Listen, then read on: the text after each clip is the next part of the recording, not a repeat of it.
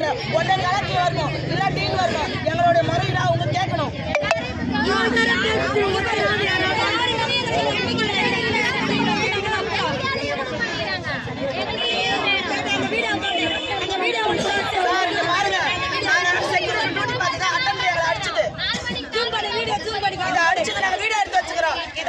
நிர்வாகத்துக்கிட்ட சொன்னா அவங்க என்னன்றாங்க, அடிச்சாலும் வாங்கிக்கணும், எதை பண்ணாலும் நீங்க வாங்கிக்கணும், நாங்க கேட்க மாட்டேன்றாங்க. அந்த டியூட்டி நீங்க பார்த்துதான் ஆகணும்.